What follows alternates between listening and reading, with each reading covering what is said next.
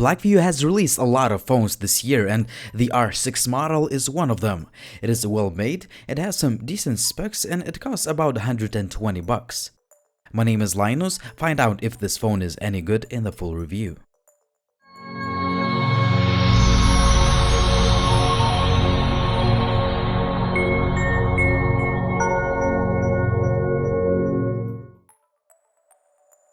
The phone ships with all the usual stuff, and some extras include a screen protector, a pair of earphones, and a soft TPU case. As far as design goes, we're looking at a device that has a quality metal trim that goes all around the device and tactile metal buttons. The 5.5 inches 1080p display is pretty good for such a cheap phone, whether you use it indoors or outdoors. We have a 5 megapixels front-facing camera. However, there is neither notification LED light nor the backlit capacitive keys. On the back, we have a 13 megapixels camera with a dual LED flash and a fingerprint scanner, which is not the fastest I've seen, but it gets the job done. We can remove the backplate to access the microSD card slot and 2 SIM card slots. The 3000 mAh battery is not removable. The loudspeaker is pretty good for the class of the phone.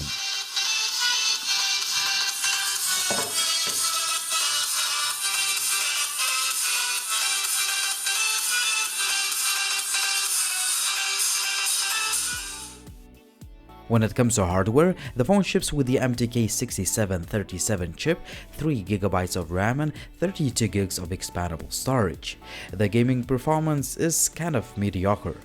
There may be a bug, but you can only play the Asphalt 8 on low graphics. Still, there are some skip frames. I hope that Blackview will address this issue in the future software updates.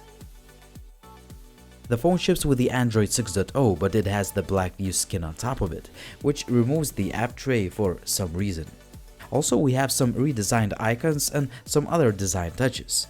There are a few features like gesture and motion controls that work pretty well, but the phone could recognize gestures input a little bit faster. So far, I didn't have any hiccups or lag, and the phone performs well on the daily basis. The image quality is just mediocre. You can get some okay looking photos out of this phone, but more often than not, the colors will look washed out. Also, there could be more detail and sharpness in some of the shots.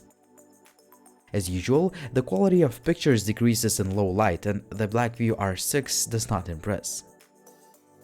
The selfies don't impress either. The pictures will do the trick for social media, but they could look a little bit sharper. Hey, this is Linus. Currently I'm shooting with the Blackview R6.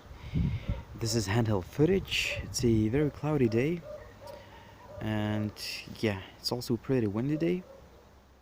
The video quality is mediocre as on most of the cheap phones.